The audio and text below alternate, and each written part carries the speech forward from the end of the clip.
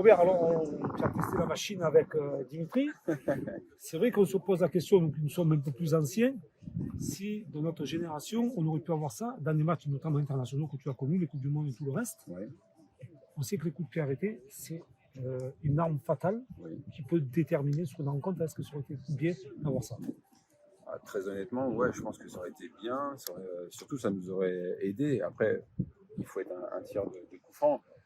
Personnellement, je ne l'étais pas, mais c'est vrai que quand tu as une machine comme ça, en fait, tu peux travailler, tu peux te découvrir une autre qualité. Et c'est vrai que quand tu as un outil comme ça, ça t'amène à travailler un peu plus. Parce que bon, on est de la même génération, donc on a connu les mannequins qu'il fallait planter. S'il y avait un peu de vent, il tombait. Si tu tapais, il tombait. Donc il fallait le remettre, le replanter et retirer. Donc tu perdais du temps. Et surtout, tu n'avais pas cette envie ou cette motivation. Alors que là, tu as la machine et elle est réelle en fait. Elle est comme en condition de match. Donc ça te donne cette envie d'aller travailler une fois ou deux fois par semaine. Et puis bon, à notre époque, on a vu d'énormes tireurs de coups francs. Enfin, je ne vais pas les citer, Tajdan, Beckham, Jalillo, Dimitri Payet fait partie des très bons tireurs de coups francs en Ligue 1. Donc honnêtement, c'est un très très bon outil pour le footballeur et aussi pour le gardien. Je pense, après ça c'est une analyse que je fais, si par exemple aujourd'hui tu joues contre Marseille et tu sais qu'en face de toi tu as un tireur de coup franc qui s'appelle Dimitri Payet, eh ben, tu vas éviter en fait de faire des fautes pratiquement devant ta surface parce que c'est un danger permanent et tu l'as dit, aujourd'hui le football moderne est très important sur les coups de pied arrêtés. Donc c'est vrai que quand tu as un tireur comme Dimitri, ton analyse elle est facile de se dire bon, on va éviter de faire des fautes parce que si le match est cadenassé sur un coup franc, il peut débloquer la situation, il peut faire gagner son équipe. Et ça se joue, et on le dit souvent, ça se joue à des détails. Et le tir de coup franc aujourd'hui est vraiment une arme, c'est une arme redoutable. Ouais. Alors, au-delà de ça, on va parler un petit peu de l'Olympique de Marseille. Toi qui as joué à l'OM et 2 ans. Oui, 2 ans, mais tu as marqué déjà. Non, je suis très content. Marseille. Je sais pas, mais en tout cas, c'était un très bon passage dans ma carrière. Ah oui. C'est un passage surtout pour les joueurs qui arrivent après aussi à devenir souvent international. Et c'est vrai qu'on a tendance à dire que l'Olympique de Marseille fabrique les internationaux. Et c'est une réalité. Ouais, c'est vrai. Au-delà de ça, juste, je voulais savoir un petit peu ton sentiment sur l'équipe actuelle, ce que tu en penses. Ouais. Le jeu, Sampaoli après, c'est souvent ce schéma tactique parce qu'on a souvent nous tendance à, même nous en tant qu'anciens joueurs, on se pose la vraie question de savoir comment ils vont jouer. En fait, il est redoutable parce qu'en fait, il change tout le temps d'équipe, de tactique.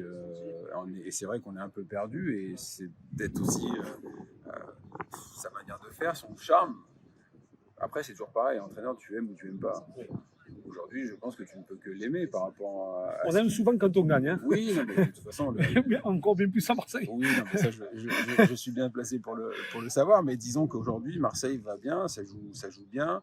L'effectif n'est pas aussi profond que ça. Donc, même pour l'entraîneur, c'est pas si évident que ça. La preuve, c'est que hier, j'ai entendu dire que Milik s'était blessé. Donc, c'est pas évident pour l'entraîneur. Mais Marseille, aujourd'hui, et notamment avec cette victoire contre Nice, est sur une bonne... Moi, je trouve qu'ils sont sur une bonne lancée, ils sont sur une bonne dynamique.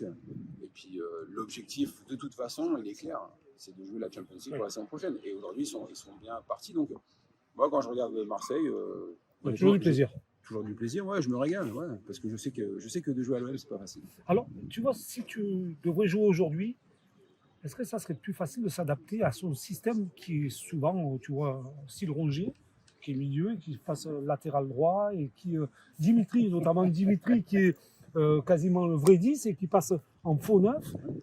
C'est le football moderne aujourd'hui. Il a mené une révolution dans ce domaine-là, il a changé quelque chose. C'est-à-dire qu'en fait, aujourd'hui, il faut s'adapter à la situation de l'entraîneur, à son mode de fonctionnement et puis surtout d'être un petit peu dans le mode alternatif, c'est-à-dire être capable de jouer arrière droit comme tu peux jouer côté gauche. Donc, c'est ce que lui demande en tout cas.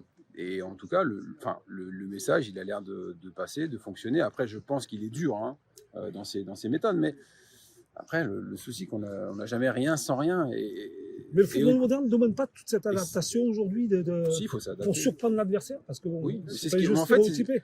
c'est ce qu'il veut faire. Oui. C'est-à-dire qu'aujourd'hui, tu joues l'Olympique de Marseille, mais en fait, tu sais pas qui va jouer, tu sais pas comment ils vont jouer.